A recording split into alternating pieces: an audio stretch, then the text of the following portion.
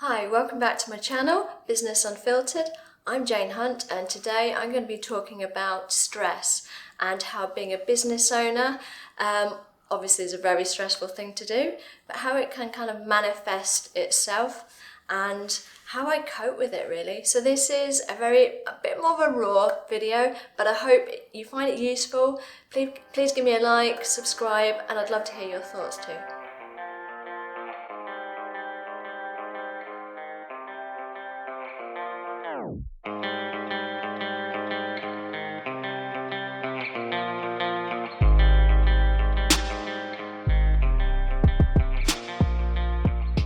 I think to some extent, stress is to be expected as a business owner, and everybody's experience of stress, I think, is going to be very different.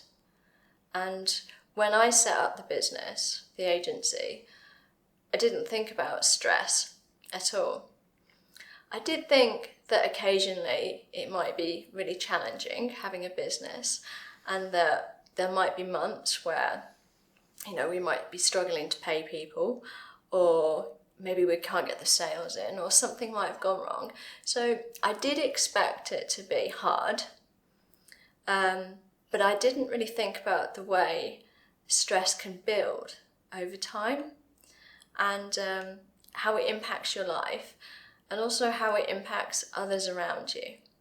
So this is going to be a bit different for me because I'm not normally this kind of open and honest about how I feel about running a business and the toll I think that it takes on me, because I think I like to think I can do everything and there's no consequences to that, but actually there are, and there have been, and there's some weeks or some days where especially that stress really gets to you, and sometimes you don't even see it coming. One of the main issues that I struggle with the most, I think, is feeling guilty that I'm not doing enough. And I often compare myself to others who I think are working harder than me. And I've met a lot of people over the years, and some of them have been working until midnight every night just to try and get their work done, to try and stay on top of things. And I always thought, well, why aren't I working that late? Why am I clocking off at 6, half 6, 7?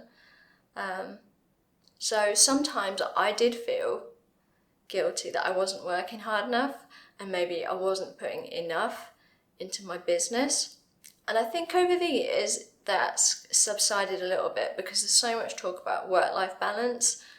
I now know that it's sensible not to be kind of working that hard, not to be overworking. But at the same time, you want to put everything you can into your business. You want it to be a success.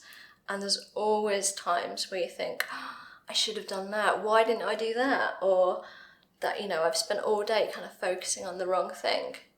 And I wasn't trying to drive my business forwards.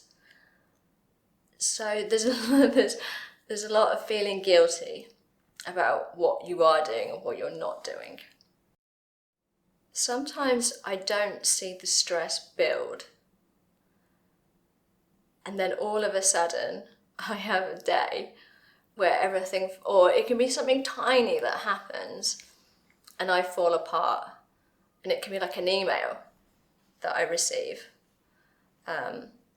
So a lot of the time I don't see it build. I don't see the stress building up over weeks. Suddenly it's just there like that. So I wouldn't say I have a great way of dealing with it, but there's things I do to try and stay mentally healthy as possible, I guess. I've always loved working out. I love going to the gym. I love being part of that environment.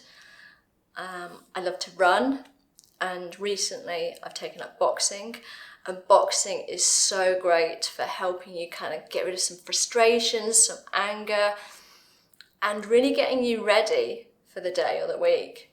So I love to do boxing, so I'd recommend that to anybody who owns a business. It's amazing.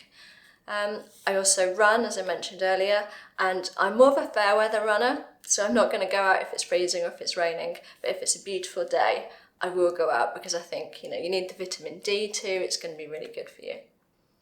And then I've also got into yoga recently, and I find the breathing really helps and kind of slowing things down. And I remember I had one really bad day, and it was first thing in the morning, and I was just so upset, and there wasn't a good reason for it. So I did some yoga, and I do yoga with Adrian because I love her. She makes everything feel better, and she makes something a bit more zen, I think. So I did one of her yoga videos, and I was even crying as I did the yoga. It was ridiculous, but by the end of it, I felt a lot better, and I felt like I could actually approach the day. So I do find yoga really useful, especially if you're having a really bad time. The stress of owning a business has taken an impact, not just on me and my health and mental well-being, but I think it's also impacted people around me. It's impacted my relationship to the point where I wasn't present for a lot of it, and I feel very bad about that because I wasn't the best partner that I could be. My mind was always somewhere else. I was always thinking about what I hadn't done that day or what I should be doing the next day. And I don't think that's very fair on the people you're with. And it's probably impacted friendships as well. There's probably been times that I've let people down because I've had to work or I just haven't been in the right state of mind to see people. And yeah, that feels quite hard too. So that's my one regret, I think, that I haven't been more present a lot of the time. And then going back to kind of health, when I'm really stressed, I don't eat properly.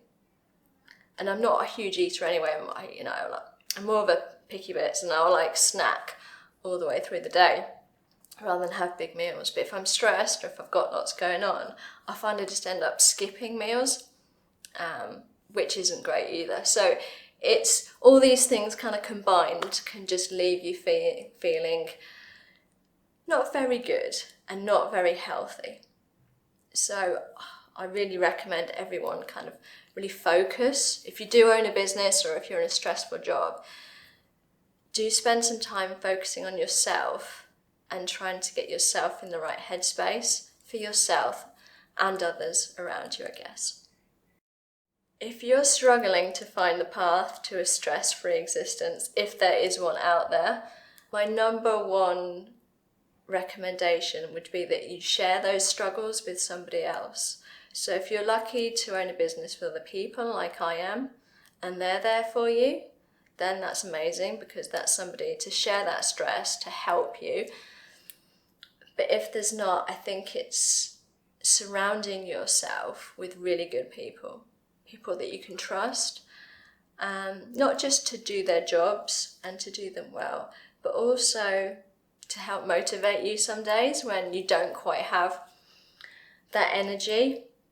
And yeah, just also people that you can talk to and be open with. I think that's really important. I think for years I felt that you couldn't take your problems to your staff because that's not professional and that's not the thing to do, and you can't let your team see you upset or you can't let them see what's actually going on. But I think a little bit of that is sometimes quite useful because it shows people that work for you that you're human. You're not a robot and you have feelings like everybody else. Obviously they don't need to see that all the time, but it can be good to share, I think. If you're trying to work out what to do to de-stress or how to go about starting exercise or whatever it is you think you'd like to do that might help you in some way, then I suggest really starting small. So instead of just charging in something big and decide you're going to do a marathon or something crazy, maybe start really small and set yourself little goals. So it might be that you do a 10 to 15 minute walk every lunchtime. Or you might, take the dog out a bit further in the evening. Or you might start off, with a small run, do a couple of K and then work up to 5K. But I think if you set yourself small objectives, you're much more likely to hit them and then feel better about it. Whereas if you set yourself a huge objective and it's just too much and you just fail at the first hurdle, then you're going to feel even worse. Some weeks, which are particularly stressful or where I've got a lot going on, I might skip the gym 2 or 3 times. I might cancel classes. I might not be eating properly, but I'm aware that I'm doing all these things. And I know that the week after, I need to get back on track and I need to set myself like the goal of going to the gym every lunchtime or something, even if it's just for 20 minutes, half an hour. I don't think it matters how long you go for, just that you go and you go consistently. But I'm not always consistent. So I have some good months where I go a lot and I have other months where it's a bit of a disaster.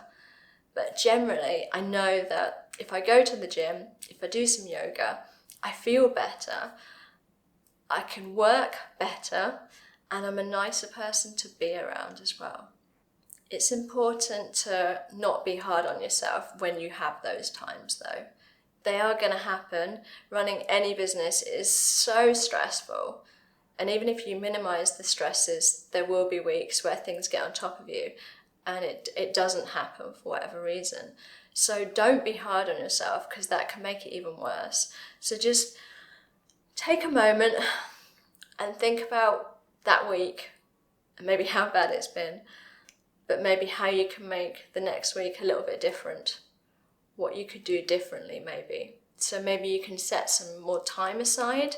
Maybe you can block out, first thing in the morning or an hour at lunch to go to the gym or to go for a walk or whatever it might be, or to just kind of spend some time on your own. Go have a cup of coffee somewhere.